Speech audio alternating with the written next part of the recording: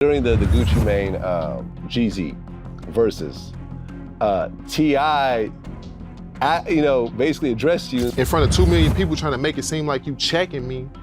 Check me in person. He's a legend. Get me wrong. It's Tip. But I'm not no and he not finna act like he was checking me in. But I'm gonna tell you like this, when I saw that, I think T.I. fine. I think he went up there and just got the talking. I've never seen nobody get caught with that many firearms and do a year fed or a year state or any of that. T.I. is no doubt a respected hip-hop icon, but even legends can get checked when they step out of line. And that's exactly what 600 Breezy did when he put T.I. in his place after T.I. tried to come at him. Probably got tired of seeing my name and then just chose, like, let me say something to this right now. Wrong thing, I'll slap out you. Like, I'm looking at the I will slap. Let's dive in. So here's how the whole drama between T.I. and 600 Breezy really kicked off. It all started back in 2020, shortly after the tragic death of King Von. Instead of publicly offering condolences like most people expected, T.I. jumped on Instagram and posted a message that rubbed a lot of people the wrong way. He wrote, "Atlanta is a beautiful, progressive city filled with black excellence. We uplift each other and win together. Stop coming here to kill each other. That ish is played out. Handle your beefs in your city. Thanks in advance." Now, timing is everything. And with King Von having just been shot and killed outside Monaco Hookah Lounge in Atlanta, most folks instantly assumed Tip was throwing shade and trying to lecture outsiders, specifically Von's crew and Chicago artists in general. The backlash came quick. Social media started lighting up with people calling T.I. out, accusing him of being insensitive and out of pocket for the post. But he goes and says like, oh, can y'all stop coming to Atlanta to die? Not long after, T.I. tried to do damage control. He put out another post clarifying what he meant, saying, "I don't speak on my allies. My last post had nothing to do with King Von. Y'all grossly mistaken. I have no motive or intention to do harm or malice to cats I'm cool with. My family's heart goes out to them. And I've expressed this to people in his life that matter most in this situation. That's all I'm concerned with." He followed it up with a caption that basically admitted he knew folks would twist his words, writing, "But I know IG ain't the place for understanding and miserable people love to keep up-ish. Be easy." But most people weren't buying that explanation. The general feeling was that T.I. was backpedaling after realizing the heat his words had brought on. And one person who definitely wasn't feeling Tip's comments was 600 Breezy. Now you gotta understand, 600 Breezy isn't just some random voice from the internet. He's a respected figure from Chicago, and someone who was actually part of that same drill scene King Von came up in. He came up around names like Chief Keef, Lil Durk, and of course, Von himself. So T.I.'s post hit a nerve for sure. And to make things even more intense, just a day before all this, Breezy had dropped a video where he tried to explain and even defend the mindset and survival tactics that come out of Chicago. He said, "So I just want everybody to look at this ish and understand Chicago's point of view from the culture. My first time ever getting shot at was for me breaking a dude's jaw. Dudes come into my school every day trying to kill me over fistfights. My homie just got took out his glow over a fist fight. Just see where we coming from. Like, see where we coming from. That's it. That's all I'm saying. Folks in them would have been blowing from the jump if that was what it was. Folks use hands, so that's all I'm saying." So with all that fresh on his mind, seeing T.I. make a post that sounded like a shot at Von and the entire Chicago drill movement just made him snap. And Breezy didn't stay silent about it either. He hit his Instagram story with a clear message, posting a photo of himself while blasting Gucci Mane's old diss track What Kinda King, I Smell Pee, aimed at T.I. from way back in the day. I posted like Gucci, you know I told you I'm a big Gucci Man, that's one of my favorite artists, so I'm posting Gucci Mane songs where he was dissing him like that. The lyrics he chose were no accident either. Gucci raps, "T.I., will you please tell Tip I got a new 40 with a 30-round clip. When I see him and he move, I'ma shot him off the rip, trying to spark rap beef. That's how people get killed. Gucci bigger than him. The fight not fair. We can start it over here, but we can end it over there." Will you please tell Tip I got a new 40 with a 30-round clip? But he didn't stop there. He doubled down by reposting T.I.'s old Crime Stoppers commercial, the one that's followed Tip around for years, throwing in side-eye emojis to really get his point across. And just to top it all off, Breezy declared Boozy Badazz to be the real king of the South, throwing another jab right at T.I.'s crown. Needless to say, T.I. didn't exactly take 600 Breezy's comments lightly. He wasn't just going to let the disrespect slide without saying something, and he picked a very public moment to do it. During the much-anticipated Versus battle between Jeezy and Gucci Mane, which had millions of fans tuned in live, T.I. jumped into the Instagram livestream comments and decided to address 600 Breezy directly. With the world watching, Tip typed, "600 Breezy heard you was saying something about something that will certainly be addressed properly later on. Let's enjoy this moment though."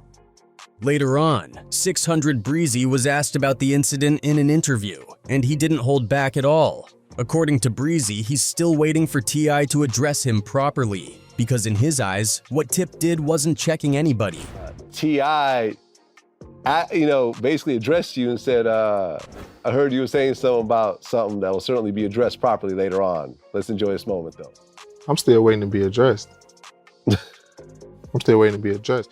Breezy called it clout chasing, saying if T.I. really had something to say, he didn't need to wait until there were over 2 million people watching the Versus battle to make a move. He even went as far as saying that when he saw that comment, his first reaction was pure rage. Breezy said he literally wanted to slap the ish out of T.I. if he ever saw him in person. Wrong thing, I'll slap the out you. Like, I'm looking at the camera, I will slap. We grown men, bro. I don't play with no.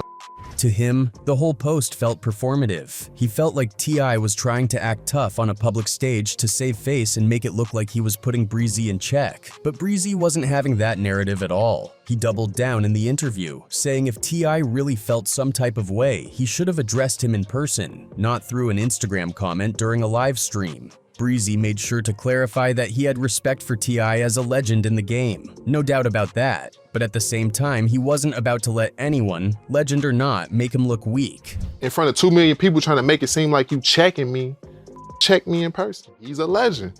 Get me wrong. It's Tip, but I'm not no and he not finna act like he was checking me.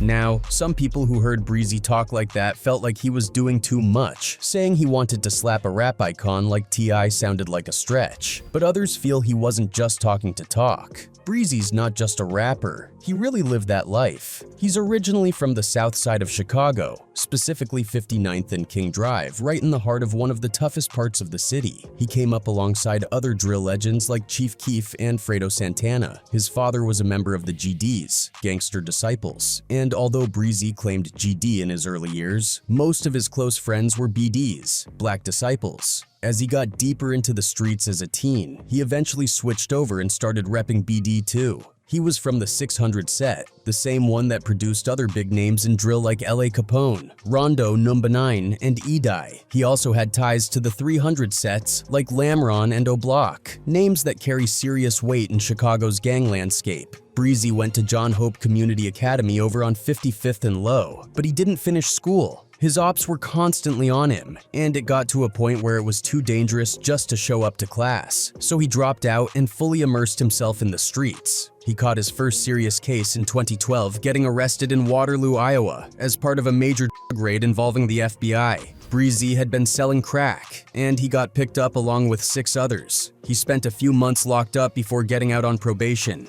When he got back to Chicago, things had only gotten worse. The war between the GDs and BDs was heating up and the violence was everywhere. At the same time, the drill music scene was blowing up and adding even more fuel to the fire. Over the next few years, 600 Breezy would end up getting shot 6 times in 3 separate incidents. The first time, he got hit in his hand and leg. In a wild story he told in an interview, he said he ran 4 blocks with a bullet in his leg before collapsing. The next year, he got shot again, and then again the year after that. He told DJ Vlad that the worst one of all was when he got shot in the ass twice. He said he had gone out to slide on some ops and ended up taking 2 to the butt, which taught him a painful lesson about moving smarter. I got shot 6 times. 6 times? Yeah, like all 2, all 7 times. So twice every year for 3 years. What was the most painful place you got hit? bro. Yeah. I can't even lie to you, bro. Like, After that, Breezy started to reevaluate his path. He had watched guys he grew up with blow up in music, and he realized that if he didn't make a change, he was either going to end up dead or doing life in prison. So he started taking his rap career more seriously. In 2014, he dropped his breakout track Don't Get Smoked, and it exploded. The song racked up millions of views and put 600 Breezy on the map as more than just a street dude. you know how I'm rocking, man. Then came one of the biggest boosts to his career. Drake co-signed him. Not only did Drake show love, but the two actually built a real friendship. Breezy even toured with him for a bit, and Drake offered him a feature. But surprisingly, Breezy turned it down. He said he wanted to build his name on his own, and didn't want to ride off someone else's co-sign. Still, even as his music career started gaining steam, the law kept catching up with him. He had more run-ins with police and even faced the possibility of doing up to 10 years at one point. So yeah, when 600 Breezy clapped back at T.I. and let him know he wasn't someone to play with, it wasn't just talk. 600 Breezy didn't let up on T.I. even after their initial back and forth. Later on, when T.I. got into another messy situation, this time with Boozy, Breezy was quick to jump in and throw his support behind Boozy. For context, Boozy and T.I. were supposed to be dropping a collab album, but all of that got scrapped after T.I. admitted in an old interview that he once pinned a gun case on his dead cousin to avoid jail time. The confession didn't sit right with Boozy at all, and he publicly called Tip out, saying he couldn't rock with someone who snitched, even if it was on a dead man. That led Boozy to pull the plug on the project, and the two went back and forth for a bit online. But I'm gonna tell you like this, when I saw that, I think T.I. lying. I think he went up there and just got talking. Okay, so is that album coming out? No. Oh. So you have a finished album with T.I. that's not coming out? No, because it ruined everything. That's when 600 Breezy stepped in with his 2 cents, and of course, he sided with Boozy. Now, even though a lot of people felt like Breezy was being biased because of his ongoing beef with T.I., he still had some valid points. He said, "As a friend, I feel like people need friends like that." He was talking about how Boozy kept it real instead of just brushing it under the rug.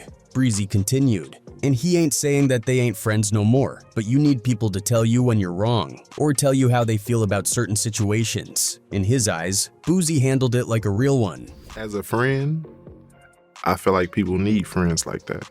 Because who to say that he ain't saying that they ain't friends no more, but you need people to tell you when you're wrong. Breezy did admit that his own history with Tip might be clouding how he sees the whole thing, but he stood on what he said. And he wasn't done either. He brought up something that's been talked about for a while in the industry, how T.I. had a bunch of legal issues in the past, including major gun charges, but somehow walked away with very little federal time. I've never seen nobody get caught with that many firearms and do a year fed or a year state or any of that.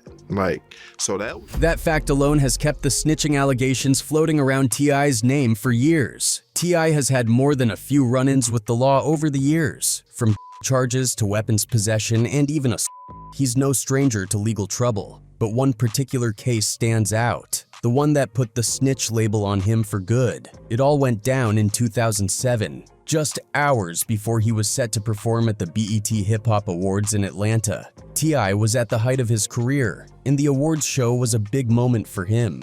But before he could even step on stage, the FBI, along with a swarm of law enforcement officers, pulled up on him and placed him under arrest. I heard his name too, and I didn't get a chance to find out though. Oh, okay, because I know he's supposed to perform tonight as well. Yeah, that's sad though.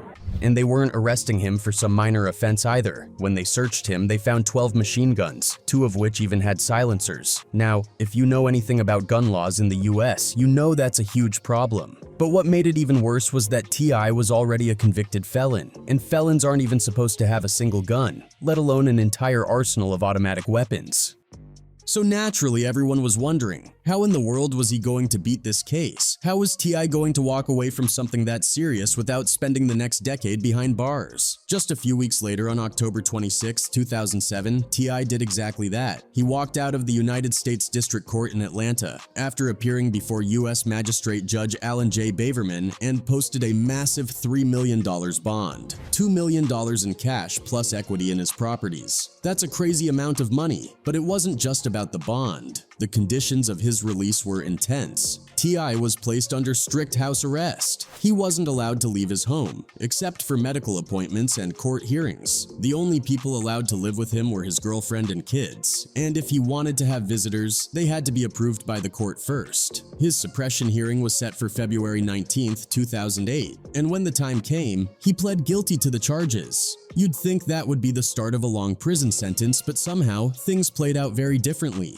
Instead of getting 10 years behind bars, which was the maximum sentence, T.I. managed to cut a deal. He ended up with 1 year and 1 day in federal prison, along with 1,500 hours of community service and a year of house arrest. He also had to pay $100,300 fine. Now, to the average person, this might not seem that strange, but in the hip-hop world, and especially among people familiar with the legal system, this just didn't make sense. Look at Lil Wayne, for example. He got caught with a single pistol in New York, and that alone landed him a full year in prison. Sure, New York has some of the strictest gun laws in the country, but still, it was just one gun. Meanwhile, T.I. got caught with 12 fully automatic weapons, some with silencers, and walked away with a year and a day. People weren't buying it. No matter how much money you have or how good your lawyers are, getting that kind of deal is almost unheard of. And that's where the snitch rumors really started to take off. People figured that there was no way T.I. got off that easy unless he cooperated with the feds. But as for T.I. and 600 Breezy, whether their beef is officially squashed or still lingering in the background remains unclear.